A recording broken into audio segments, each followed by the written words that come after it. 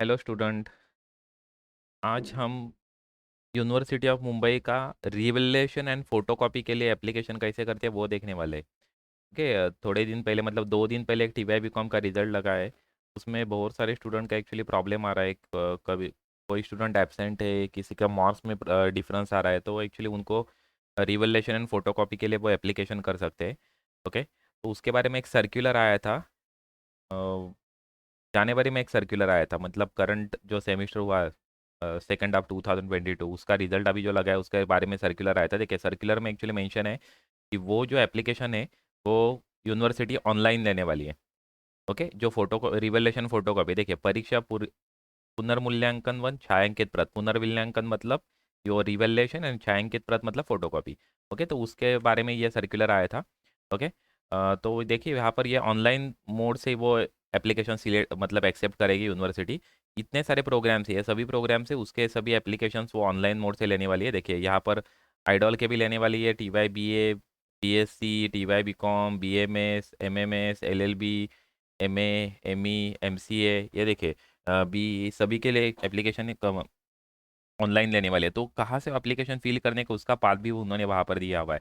Okay, ये procedure हम देखने वाले एक्चुअली पूरा प्रोसीजर, लेकिन उसमें जो इंपॉर्टेंट जो नोटिफिकेशन जो बताया हुआ है वो मैं आपको पहले बताने वाला हूँ। उसके बाद हम एक्चुअली प्रोसीजर हम देखने वाले हैं। देखिए यहाँ पर ये बात जरा ध्यान से देखिए।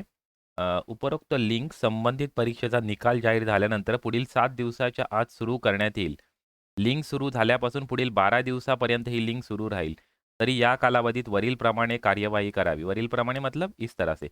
ओके, तो यहाँ पर उन्होंने बताया हुआ है कि रिजल्ट लगने के बाद 7 दिन के अंदर, मतलब 7 दिन के बाद वो एक्चुअली हमारी जो लिंक है रिवलेशन एंड फोटो कॉपी के लिए वो अवेलेबल हो जाएगी।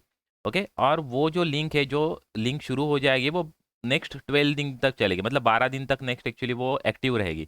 12 दिन के बाद वो ऑटोमेटिकली बंद हो जाएगी और उसके बाद आपको कोई भी चांस नहीं मिलेगा, आप एप्लीकेशन नहीं कर सकते। ओके, तो अभी टी वाई बी कॉम का रिजल्ट 2 दिन पहले लगा है, तो और 5 या 6 दिन में नेक्स्ट वो लिंक एक्टिव हो जाएगी। और 5 या 6 दिन बाद लिंक एक्टिव होने के बाद आगे के 10-12 दिन वो एक्टिव रहेगी। ओके, तो इस तरह से आपको ध्यान देने का है। और लिंक कहाँ से देखने की है, कहाँ से डाउनलोड मतलब एप्लीकेशन करने का, वो अभी हम पूरा देखने वाले हैं। ओके,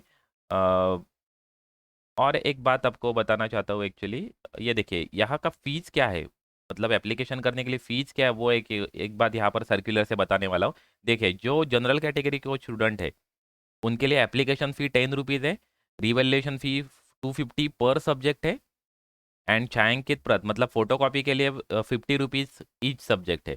ओके, मतलब आपने समझो एक सब्जेक्ट के लिए आप एप्लीकेशन कर रहे हो, तो आपको खाली रिवैल्यूएशन के लिए एप्लीकेशन कर रहे हो तो 260 रुपीज़ आपको एप्लीकेशन फ़ी लगेगा।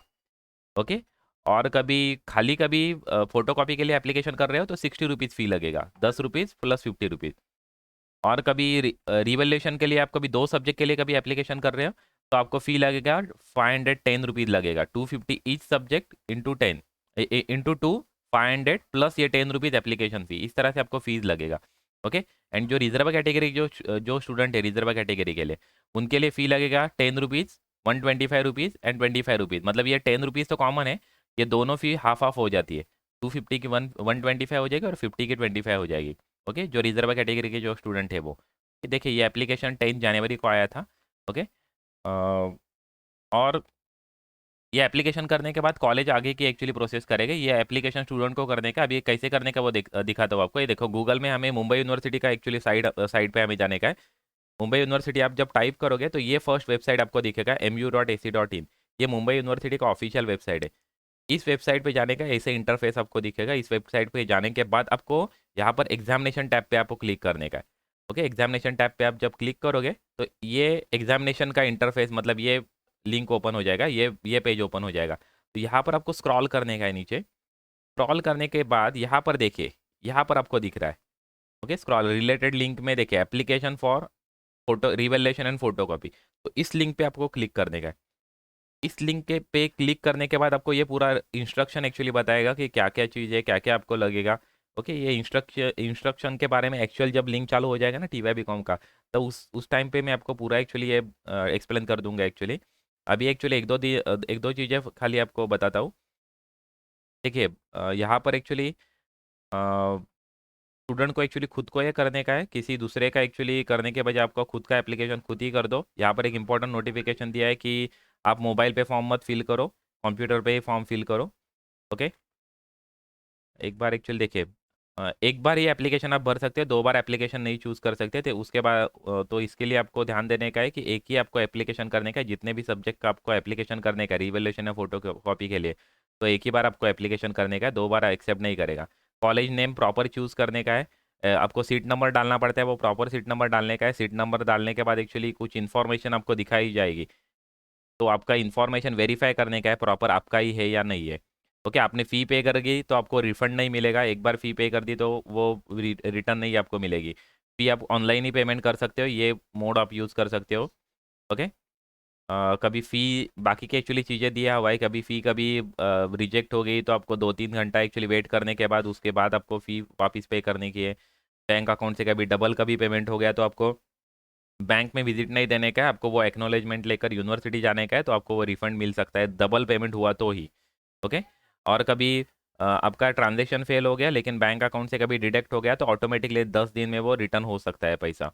ओके, कभी तब भी रिटर्न नहीं हुआ तो आप बैंक में विजिट कर सकते हो, क्योंकि यूनिवर्सिटी जाकर एक्चुअली कुछ फ़ायदा नहीं होगा, क्योंकि यूनिवर्सिटी के पोर्टल पे वो रिजेक्ट हो गया, मतलब फेल हो गया वहाँ पर पेमेंट। ओके, लेकिन यूनिवर्सिटी को पे पे हो गया, 2 बार पेमेंट हो गया, तो आपको यूनिवर्सिटी विजिट करने का है। ओके, आपको proper phone number and email address आपको डालने का है, और आपको कभी कोई भी क्वेरी रहेगा तो ये एड्रेस पे आपको कॉन्टैक्ट करने का है। ओके, यूनिवर्सिटी का ये रूम नंबर 47 है, एग्जाम भवन है एमजे फुले भवन में। ओके, और इस एप्लीकेशन के लिए एथेंटिकेशन मतलब ज़रूरी नहीं है कॉलेज का। ओके, आप खुद आप एप्लीकेशन आप कर सकते हो। ओके, तो अभी यहाँ पर देखिए प्रोसीड फॉर एप्लीकेशन, ये पूरा एक्चुअली इन्फॉर्मेशन दिया है। यहाँ पर अभी प्रोसीड फॉर एप्लीकेशन पे क्लिक करेंगे तो ये देखिए इतने अभी एग्जाम के लिए एक्टिव है, मतलब ये अभी हो चुका है एक्चुअली। देखो लिंक क्लोज बता रहा है, this link has been close, मतलब लिंक चालू होने के बाद वो 12 दिन रहेगा एक्टिव, उसके बाद में ऑटोमेटिकली वो क्लोज हो जाएगा। जब लिंक चालू रहेगा तो देखिए 2 यहाँ पर दिख रहे हैं, revaluation application form and photocopy application form, तो यहाँ पर 2 फॉर्म दिख रहे हैं। आप रिवैल्यूएशन पे क्लिक करोगे तो रिवैल्यूएशन का एप्लीकेशन होगा, जब फोटोकॉपी पे क्लिक करोगे तो फोटोकॉपी का एप्लीकेशन होगा। ओके, फोटोकॉपी में आपको क्या होता है, आपको ईमेल पे वो जो आपका जो आंसर पेपर है वो स्कैन करके भेजा जाता है। ओके, आपका आपने जो लिखा हुआ जो पेपर है वो स्कैन करके आपको भेजा जाता है। ओके, आपको कभी फोटोकॉपी में जो मिला हुआ फोटोकॉपी है उसमें कभी आपको कुछ भी प्रॉब्लम आ रहा है तो आपको यूनिवर्सिटी जाके फिर से एप्लीकेशन करना पड़ता है रिवैल्यूएशन के लिए। ओके, नहीं तो आप ये भी कर सकते हो, रिवैल्यूएशन एंड फोटोकॉपी एक साथ एप्लीकेशन कर सकते हो, तो बाद में आपको फिर से एप्लीकेशन करने के लिए जाने की ज़रूरत नहीं है यूनिवर्सिटी। ओके, फोटोकॉपी का फोटो कॉपी आपको मिल जाएगा। ओके, स्कैन करके जो आंसर बुक है वो आपको मिल जाएगा। नहीं तो रिवैल्यूएशन मतलब रिवैल्यूएशन में पूरा पेपर वापस चेक होता है, पूरे सभी पूरा पेपर वापस चेक होता है, जो मार्क्स आएंगे वो आपके कंसिडर किए जाएंगे। और एक बात ध्यान रखना, रिवैल्यूएशन करते समय कभी आपको कम मार्क्स हो गए तो कम वाले मार्क्स आपके कंसिडर किए जाएंगे, ज़्यादा मार्क्स हो गए तो ज़्यादा मार्क्स वाले मार्क्स कंसिडर किए जाएंगे, तो ये बात आपको ध्यान रखने का है। नहीं तो आपको मिले समझो 55 मार्क्स और आपने एप्लीकेशन कर दिया रिवैल्यूएशन के लिए और आपके अभी नए मार्क्स हो गए 50, तो 50 मार्क्स कंसिडर किए जाएंगे, 55 मार्क्स नहीं कंसिडर करेंगे। ओके, तो ये बात आपको ध्यान देने का है। ओके, तो आपको ध्यान देकर एप्लीकेशन करने का है। कभी आपके कभी मार्क्स कभी आपको कंफर्म लगता है कि बढ़ने वाला है तो ही आपको एप्लीकेशन करने का है। ओके, अब ये देखो रिवैल्यूएशन पे आप क्लिक करोगे तो ये देखिए इस तरह से एक्चुअली इंटरफेस दिखेगा। यहाँ पर एक नोट भी बताया हुआ है कि खाली जो कुछ स्टूडेंट है उसने ही उसका एप्लीकेशन में एक्चुअली चेंजेस करने का है, दूसरे कोई जन ने एक्चुअली उस एप्लीकेशन पे एक्चुअली नहीं करने का है दूसरे की कंसेंट के अलावा। मतलब दूसरा बोला कि मेरा कर दो तो आप कर सकते हो, लेकिन उसके परमिशन के बिना आप एप्लीकेशन नहीं करने का है आपका। ओके, आप कभी एप्लीकेशन करोगे तो आपका एक्चुअली वो आईटी एक्ट के अंदर आपको एक्चुअली उस पर एक्चुअली जो पनिशमेंट रहेगी वो हो सकती है। देखो यहाँ से आपको कॉलेज कॉलेज सिलेक्ट करने का है, जो आपका कॉलेज रहेगा वो, और यहाँ पर आपको सीट नंबर डालने का है, और सीट नंबर डालने के बाद आपको प्रोसीड करने का है। उसके बाद में आपको आपके सभी डिटेल्स दिखेंगे।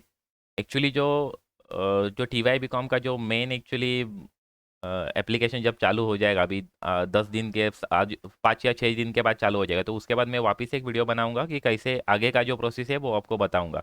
ओके, लेकिन यहाँ के बाद आगे क्या रहता है वो अभी इस वीडियो में आपको खाली बताता हूँ कि आप जब आगे प्रोसीड करोगे तो आपका डिटेल्स दिखेगा, आपका नाम दिखेगा, आपका सीट नंबर दिखेगा, आपका कॉलेज का नाम दिखेगा, और आपके जितने भी मार्क्स मिले वो मार्क्स का पूरा स्टेटमेंट वहाँ पर दिखता है। आपके सभी सब्जेक्ट दिखेंगे और उसमें मार्क्स का स्टेटमेंट दिखेगा। ओके, तो जिसको भी आपको एप्लीकेशन करने का उसको टिक करके आपको डिटेल्स एक्चुअली थोड़ा मतलब भरना पड़ता है और उसके बाद आपको प्रोसीड करना पड़ता है।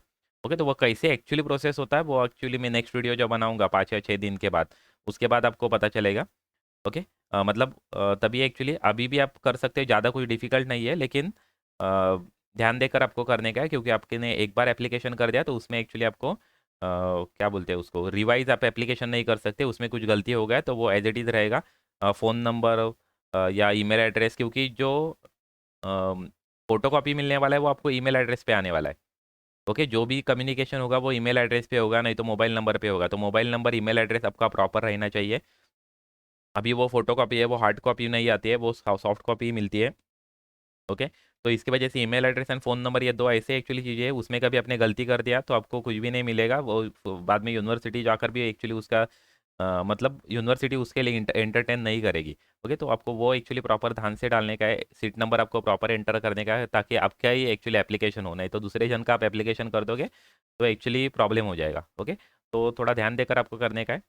ओके, जिसको लग रहा है कि उसको कम मार्क्स मिले, तो उसको एक्चुअली एप्लीकेशन करने का एक्चुअली।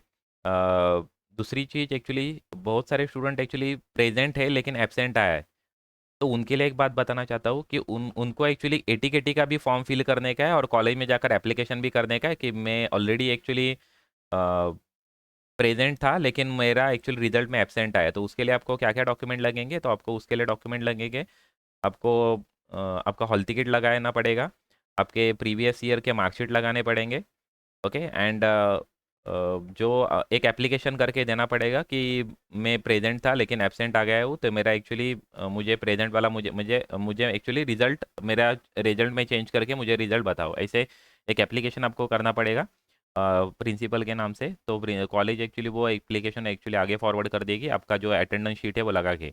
ओके, तो आपका रिजल्ट एक्चुअली वो भी लग जाएगा, लेकिन आपको ध्यान देने का है जब आप एब्सेंट आए हो, रॉन्ग मतलब एक्चुअली किसी मतलब एब्सेंट नहीं हो लेकिन फिर भी एब्सेंट आए हो, तो एक्चुअली आपको वो एब्सेंट के लिए प्रेजेंट कर मतलब एप्लीकेशन भी करने का और केटी का भी फॉर्म फिल करने का, ये बात ध्यान रखना।